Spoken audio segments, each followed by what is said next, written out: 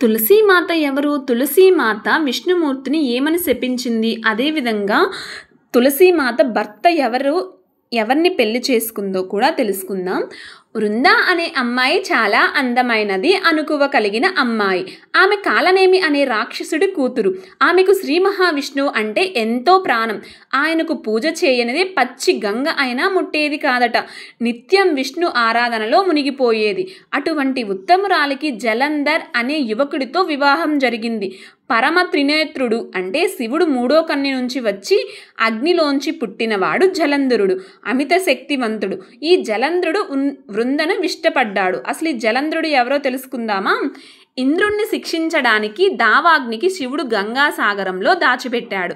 ఆ అగ్ని బాలుడి రూపం ధరించాడు. సముద్రుడు తర్వాత ఆ బాలుణ్ణి బ్రహ్మకు అప్పగించాడు. ఆ బాలుడికి పేరు పెట్టడానికి బ్రహ్మ దగ్గరకు తీసుకువెళ్ళగానే కంటి నుండి నీరు వచ్చిందంట. అప్పుడు బ్రహ్మదేవుడు స్వయంగా ఆ బాలుడికి జలంధరు అనే పేరు పెట్టాడు. అలా శివాగ్నితో పుట్టిన బాలుడు జలంధరుడిగా మారాడు. అలాగే నిన్ను శివుడు తప్ప మరెవ్వరూ చంపలేరని వరమిచ్చారు. రాక్షసుల గురువు శుక్రాచార్యుడి శిక్షణలో జలంధరుడు రాక్షసరాజు అయ్యాడు. దేవునిపై తమ ప్రతాపంతో విరుచుకుపడేవాడు.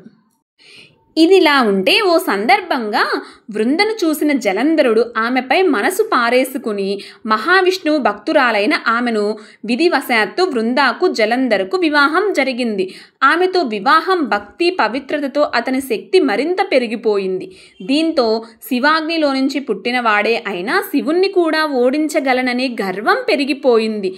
శివుడినే ఓడించాలనుకున్నాడు. అది అహంకారంతో శివుడిపై యుద్ధానికి సిద్ధమయ్యాడు. ఇద్దరు హోరాహోరీగా పోరాడుతుంటారు. అది చూసిన దేవతలు ఎంతో భయపడిపోయి జలంధర్ శక్తి సామర్థ్యాలకు హడలిపోయిన దేవతలు విష్ణువుకు మొరపెట్టుకున్నారు.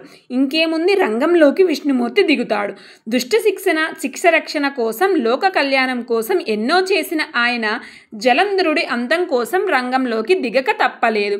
కానీ జలంధరుడి భార్య వృంద తన భక్తురాలి భర్తను ఎలా చంపాలి అని ఆలోచనలో పడ్డాడు.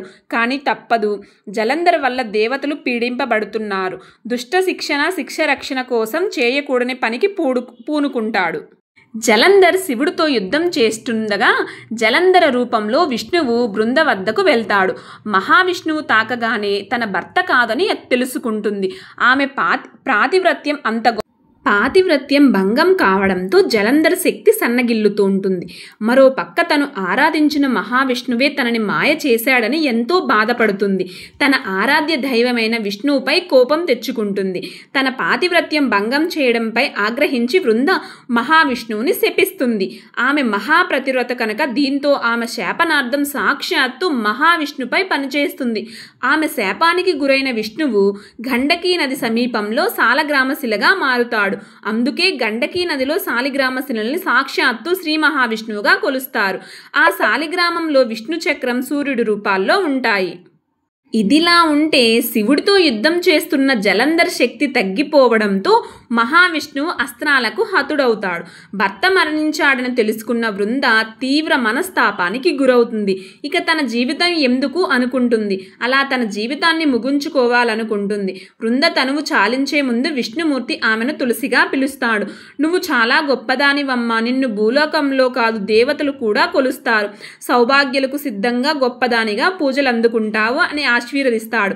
అంతేకాదు తనతో పాటు పూజలు అందుకుని వరం ఇచ్చాడు. అందుకే తులసి లేకుండా విష్ణువుకి ఏ పూజ చేసినా ఫలితం ఉండదనే నానుడి ఉంది.